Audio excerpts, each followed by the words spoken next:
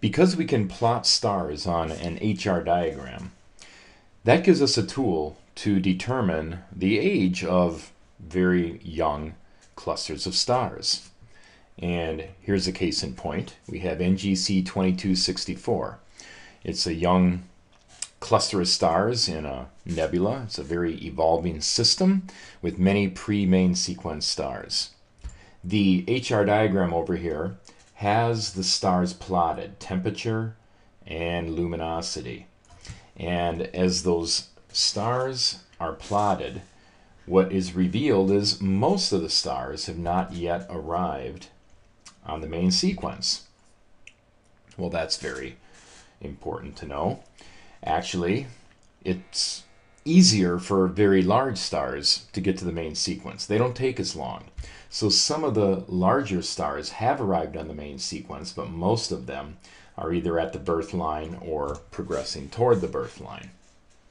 Therefore, because more massive stars take less time, and we have an understanding of how much time that is, observing which stars are on the main sequence gives us an ability to estimate the age of the cluster.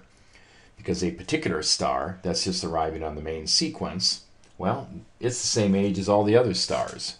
Stars that are larger yet will be up here. They've already been on the main sequence for a while. Smaller stars have not yet arrived. And in this way, this particular star has been dated to being about 2 million years old. So this is a very useful tool that astronomers have. Let's look at it in a little more detail. In determining the ages of those very infant star clusters, there's that little point about the stars that had arrived on the main sequence. So what is that time? Well, it is called zero age main sequence, or ZAM, zero age on the main sequence, the time it takes for a star from its protostar stage to progress to the hydrogen fusion stage, where it's in balance with pressure and gravitational contraction and hydrostatic equilibrium. So that's what we're talking about. As you can see here, a star like our sun takes about 30 million years to progress. If it's half the mass of our sun, 150 million years, 5 times as long. And as we increase in mass, very rapidly that time decreases till it's just thousands of years or tens of thousands of years to go through its various pre-processes of becoming an actual star. So it continues to release energy, radiates that away, contracts, and becomes a main sequence star. Very high inverse relationship between the mass and the gestation period, the time it takes to be born and become a regular hydrogen fusing star. Before moving on, let's pause and reflect on our understanding of star formation for stars less than about 1.5 times the mass of the sun. So we're not talking about giant stars yet. So here we have a cold, dark nebula, dust and gas. Being cold, it means that the particles aren't moving around very rapidly, and as such, gravity can get a grip and can start clumping them together. And as they do so, the cores condense, the density, the temperature increase, and you start to develop protostellar cores within that dark nebula. So here's the protostar. It's typically not seen, but nevertheless, they're accreting matter from the nebula. Their temperature is going up. Some of these, if not all of them, will be rotating, so they form a disk of material around the protostar.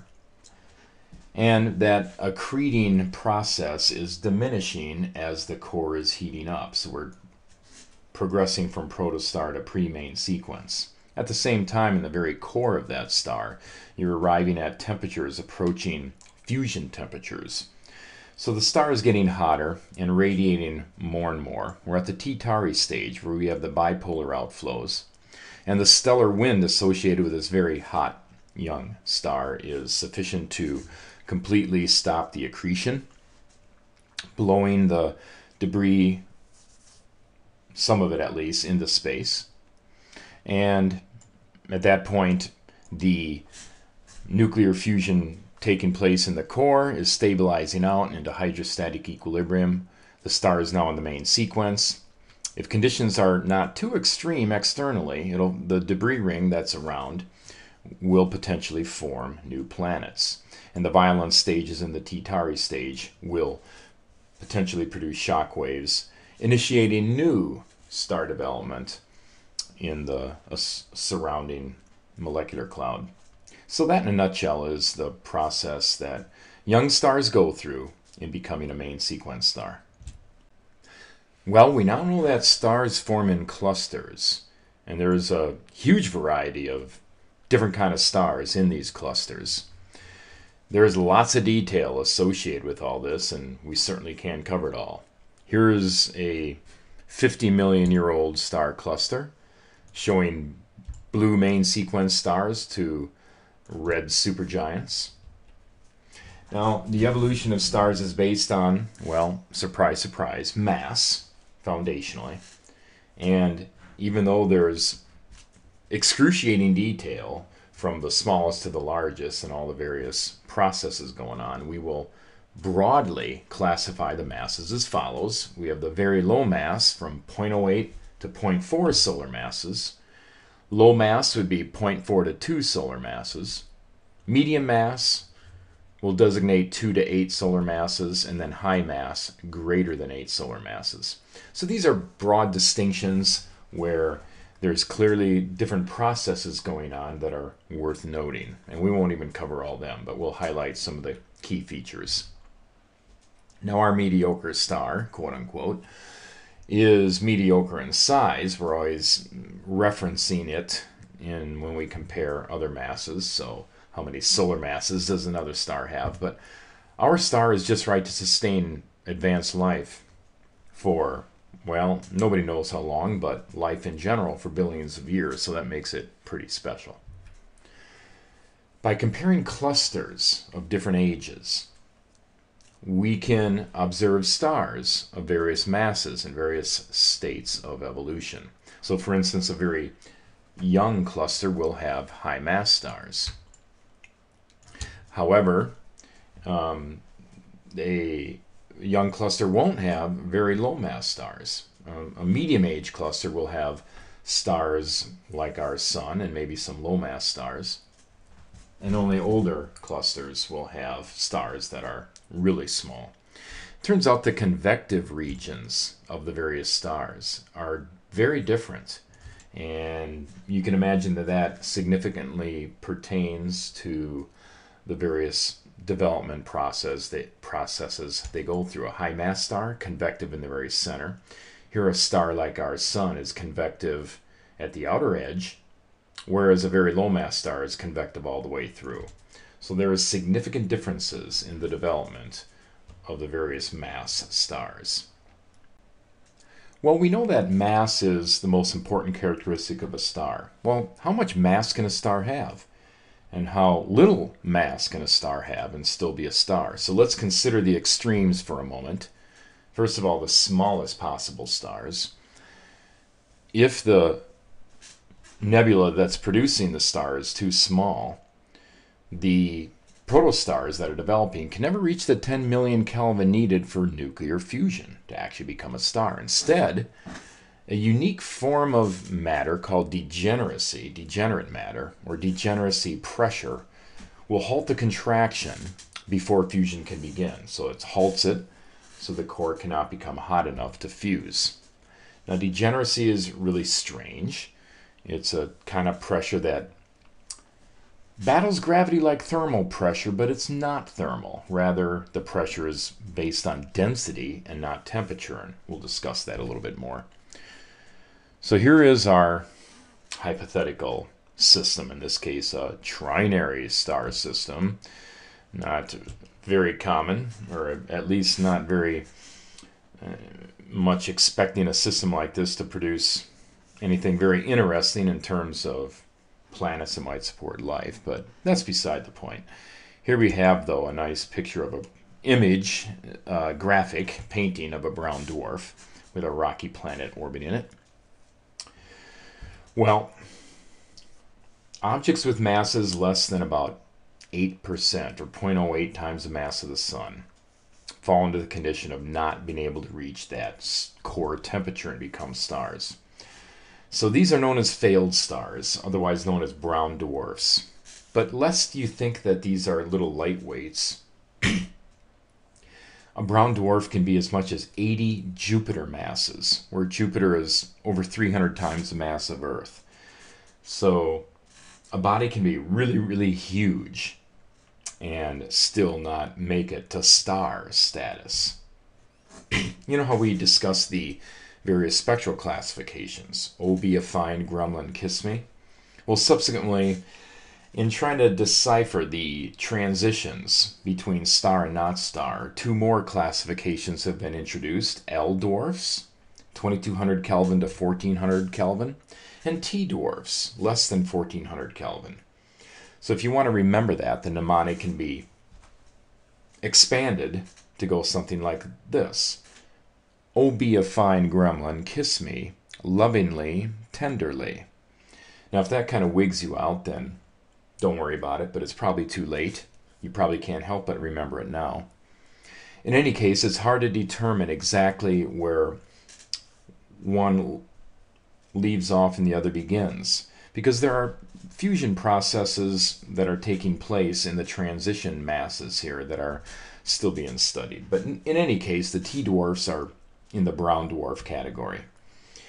And the first stars exceeding this 0.08 solar masses are officially the mass at which stars first can become real stars, and they're known as red dwarfs. So red dwarfs are at a minimum 0.08 solar masses, and they are the smallest possible stars.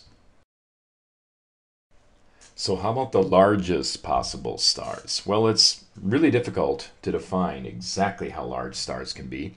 Mathematical models do a pretty good job, but of course, they're always subject to modification based on empirical evidence, observing stars in action, in reality, that might exceed what our theories, our models suggest. Historically, 100 solar masses has seemed like the limit of what a star could possibly be in terms of mass, 100 solar masses. Certainly not 200 solar masses. Now, that's been challenged in recent times because even though the limit is imposed by the simple fact that the radiation pressure will basically blow the star apart and overcome the ability of gravity to pull it back in, it seems like 150 solar masses just might be around where that theoretical transition is. Well, here's an example, case in point, Eta Carina. It's a very unstable star of about 100 solar masses. And in this image, we're actually seeing the effects of a belch that occurred about 100 years ago that is continuing to expand to this day, spewing out a tremendous quantity of gas from the star. Significant part of a solar mass in this particular belch.